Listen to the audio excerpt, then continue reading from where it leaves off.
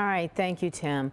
Well, let's now go to our military expert, Colonel Rick Kiernan, for a deeper look into how this deadly incident happened and the impact it could have on our military strategy going forward. Colonel, good to have you with us today, but let's jump right into this. You know, this was a highly classified operation, but because of the accident, a lot of information has been released, specifically that the strike was authorized without knowing who was in the vicinity of the area being targeted. How can this be? Is it common? No, I think we have to look at the factors that go into it. You have the drones themselves that are physically located on the Horn of Africa. That's their base of operations, which puts them near the area which was struck. Then we also have to look at the target itself. There may be geographic coordinates, there may be photographs that show a specific compound or coordinates on the ground. Who goes into those compounds, who is back and forth, may be more difficult to confirm.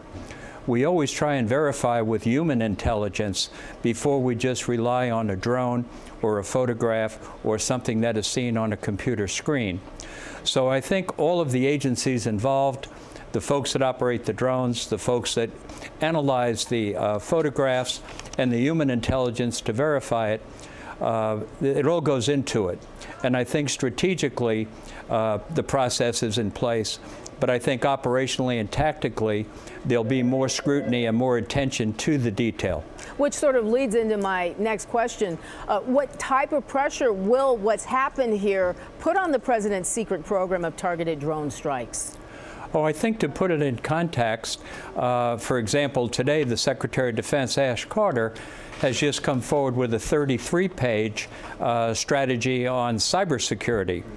And I think when you look at the drones, you look at cybersecurity, you look at all of the players that have to go into this particular approval process, I think they will be scrutinized much more, and perhaps the human intelligence will be a bigger factor the next time. But you have the CIA, you have the Department of Defense, and then certainly you have the recommendation of Susan Rice and the National Security Council before these decisions are made. So the analysis is done at the highest levels, and there are more than just one strike at one time, so it's a very comprehensive analytical process. Colonel Rick Kiernan, thank you so much for taking time and talking to us about this. We certainly know that you will stay on top of it for us. I will. Thank you.